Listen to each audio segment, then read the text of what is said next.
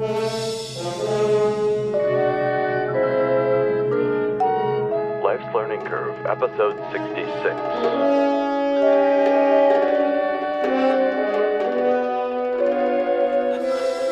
Hello again, everybody. This is Life's Learning Curve. I'm documentary producer, educational tech guy, Paul Hart. What is Life's Learning Curve? Well, we use stories, life stories, to retell, and we want to underscore just how we got to be the current version of us. And we're constantly learning and striving to improve ourselves, right? Right. Be a better us.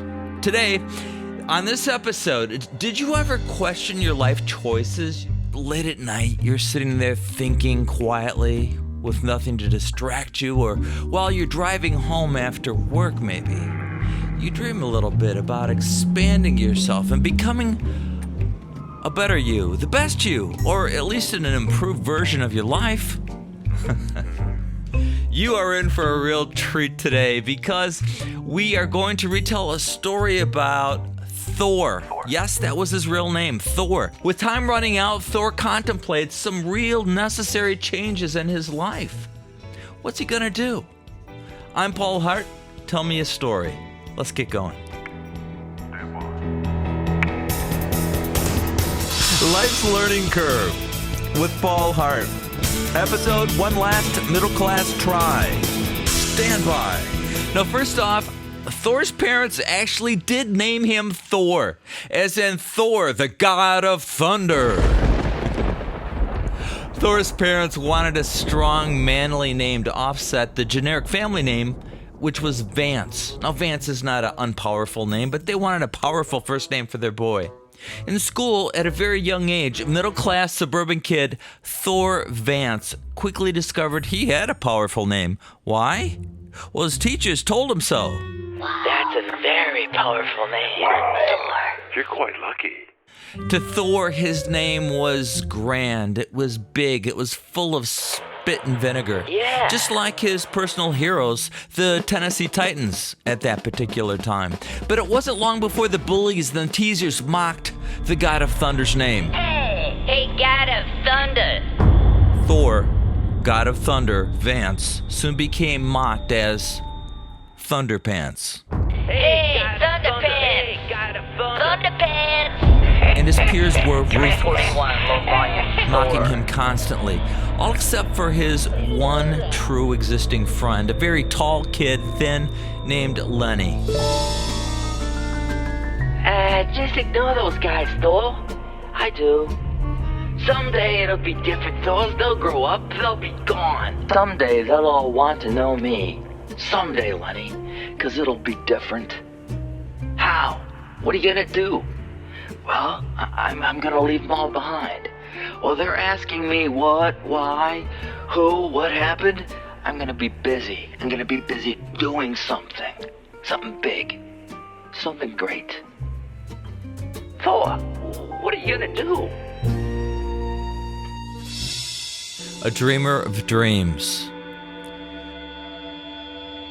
Throughout his early years, his name and the nickname were familiar and a burden to him. Although by this time, Thor began to be bullied and mocked as a nerd and as a loser. Such a loser.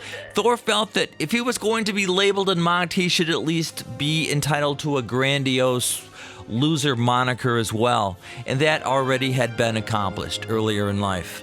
Thunderpants. Thunderpants. Thunderpants. Hey, Thunderpants. God of Thunder. Pants.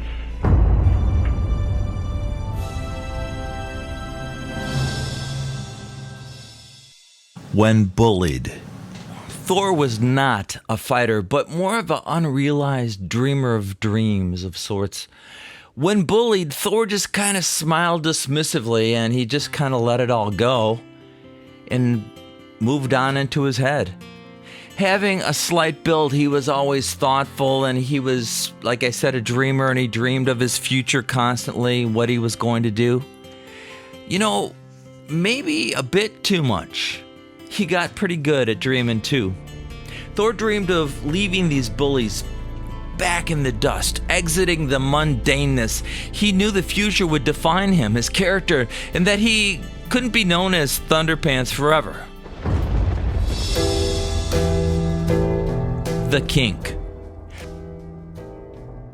But like the fictional characters from comic books, Thor had his own personal weakness, his kryptonite. What was it? Not being bold enough to move forward and put into motion his dreams and goals. As Thor negotiated moving forward, his state of mind, his dreams would have to wait. Wait until someday. But someday was always tomorrow. Jazz and beat. Now, on the upbeat side of life, young Thor, from being a youngster through pre-adolescence, was infatuated by jazz and hipper-than-hip beat culture, and yes, listening maybe a bit too carefully to the music. You know how you can kind of read into music when you hear a song? We all do it. At his young age, Thor read way into these jazz tunes. And to him, the music suggested, well, adventure, some sort of over-romantic naivete, and provided a general cluelessness that you kind of might expect from someone attracted to a lifestyle that he just did not yet understand. Now, at the same time the bullying persisted, teenage Thor now would peek through the blinds before going out. He'd look through the blinds of his small home with his parents, and he'd see the other neighborhood kids playing, usually wiffle ball or kick the can. Better not go out there. There's kids out there that make fun of me. And they would. His peers were still ruthless. So Thor hid during backyard cookouts in the summers and always seemed to fall ill before any birthday parties, even his own, or social events.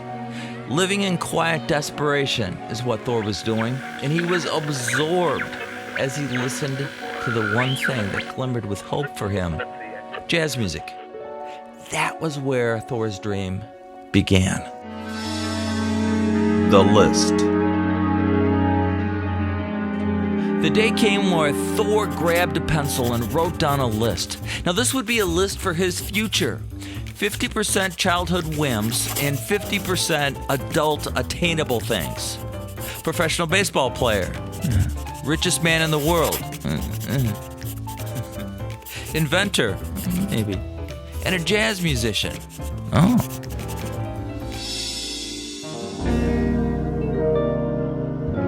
A job, not a career. Soon we find Thor graduating from high school, and when that took place, a week later, he and his good friend Lenny were out on their own, and they needed capital. Money. They both were hired at the finite assembly plant of Maine, where they lived, that's the state, in his small suburban town. At Thor's newly acquired small one-bedroom apartment, the din of the jazz music of Art Blakey and Oliver Nelson was played.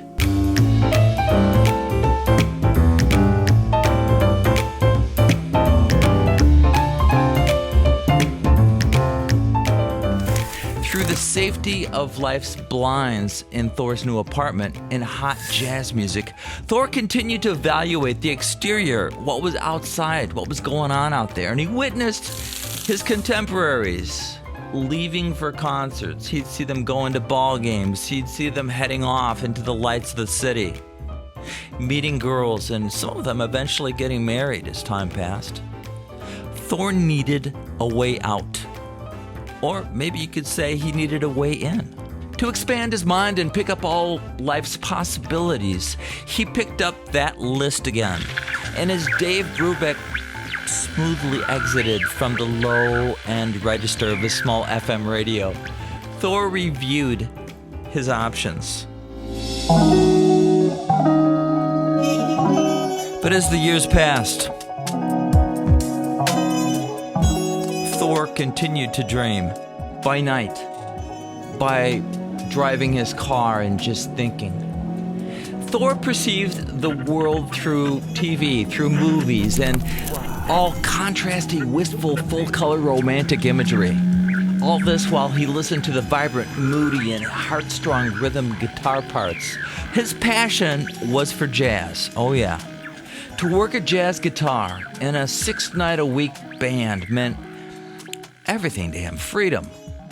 Like his new rhythm jazz guitarist heroes, Lee Carlton and Lee Ritenour. Jazz chords, romance, alcohol, actually feeling life, danger, and his guitar, that guitar. That guitar would provide instrumental add-ons that was meant to stimulate his listeners. On stage, Thor would find himself nursing a gin martini like Humphrey Bogart in Casablanca. And when he was on stage during his set, yeah, he would peer into his fan base for the romance and the thrills that had so far evaded him. That was Thor's dream by night, but each day, when morning came, it was convenient. It was easy to push down that dream and push it down the road, shove it just a little bit. It'll come, right? And he would head off to his mundane job. And he'd try and ignore the unsatisfying, repetitive anguish. A few times, Thor felt so down he began to refer to himself as his hated childhood nickname. Okay, Thunderpants, let's go to work. Only once did he share his dream with Lenny at the plant. So you want to do what? Play jazz music, guitar, clubs, work nights, be with jazz guys, my people. Again, Thor, you've tried this before, but you've never even bought a guitar. Well, that was before Lenny. So now you're that good on guitar? I don't play. What? Come on, how are you gonna... listen, Thor, you got a screw loose or something? No, really, Lenny. You're what now, 29, 30? Yeah. When is this learning guitar thing gonna start for you? You'll see, Lenny. I can do this. I can get there. I will. Go ahead. I'm not stopping you, but you gotta start.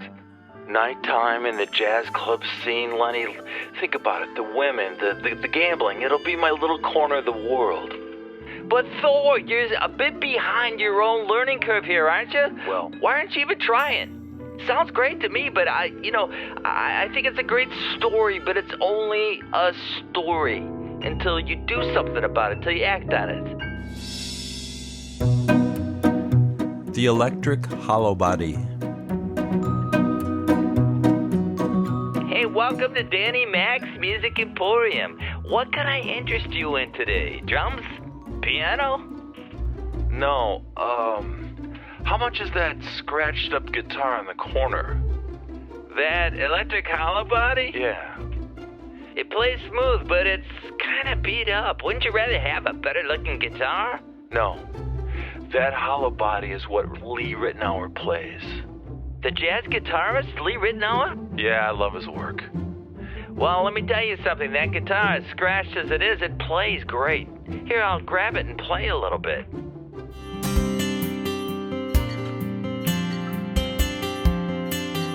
Yeah, you want to try it? There's just one more thing. Oh, what's that? Do, you give guitar lessons? I'm a beginner.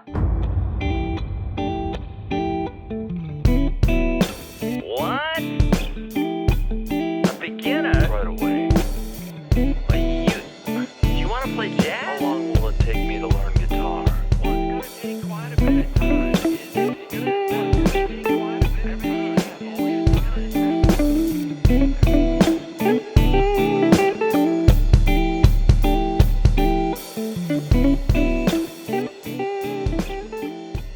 Once he was a broken man, living a broken life, chasing a broken dream, but not anymore. Now Thor didn't feel like the ultimate outsider.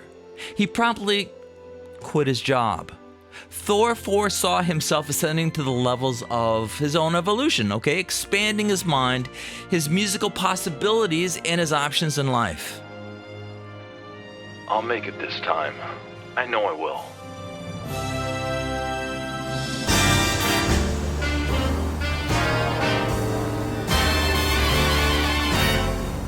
feeling reborn and living his life without compromise now.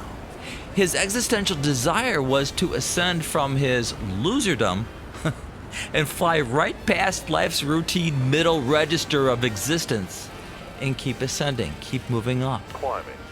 And he played that guitar, and he learned the electric hollow body until his fingers bled. He took his lessons, he never missed one. He broke strings, and he tried to groove by playing along with the recordings of his heroes. But soon it became obvious that, well, Thor may have started his dream playing jazz guitar about 15 or 20 years too late.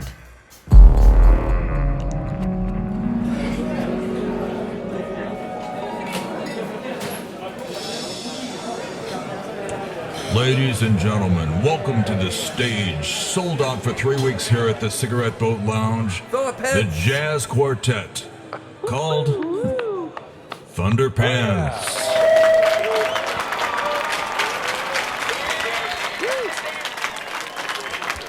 This on? Hey, thanks everybody. Wow, it's been quite a journey to get here. You know what?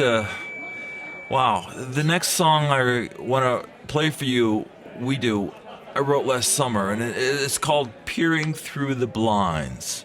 And it reminds me of some tough times I went through a few years back when I just did not know what I wanted to do.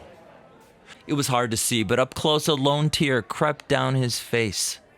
And he looked at his scratched old hollow body and said, See this guitar? This guitar saved me. There was a brief silence in the room, and then Thor said, By the way, sometimes I get kind of lost in the solo, so bear with me. It was a true world of his own. Thor had made it. Gin martinis, romance, sleeping until sundown, and jazz. Sweet, sweet, wonderful jazz music. Smoking. Thor Vance was what he always wanted to be. A free man.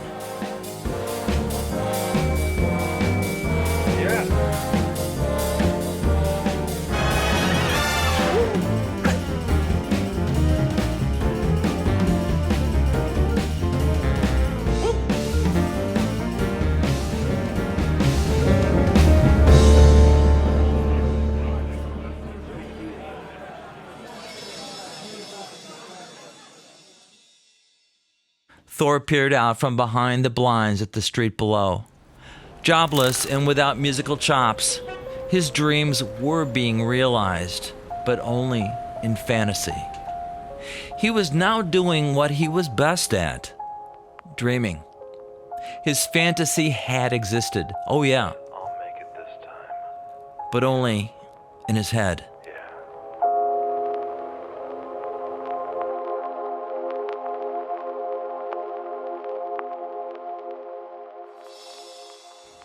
So what's our takeaway for today? What did we learn? What did I learn? What did Thor learn? Wow. Well, Lawrence of Arabia author T.E. Lawrence once wrote, quote, "This is a fated dream. I made others see my visions coming true. Those who dream by night in the dusty recesses of their minds awaken the day to find that it was all vanity. But the dreamers of the day are dangerous men, for they may act upon their dream with open eyes and make it possible." Which one are you? A dreamer of the night or a doer of the day? Let's leave it right there. For Life's Learning Curve, I'm Paul Hart.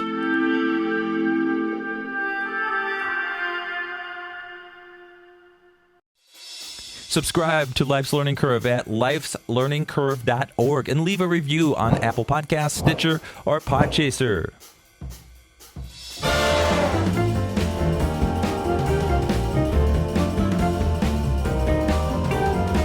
Episode 66, one last middle-class try of Life's Learning Curve podcast was put together by producer Sebastian T. Dodd, executive producer Paul Hart, technical director Heidi Cerner, editor Paul Richards. Audio and sound, Riley Hart. Production manager, Ike Erickson. Studio equipment management, Dawn Compton. Find us on Facebook and listen to us just about everywhere podcasts are heard. Visit our website, lifeslearningcurve.org, and subscribe or read a blog. Shoot us an email. This episode has imaginative voice recreations. To protect the privacy of others, some names have been changed and characters conflated. One last middle class try, episode 66, Life's Learning Curve. I'm Paul Hart, and we will be back soon with more stories from Life's Learning Curve.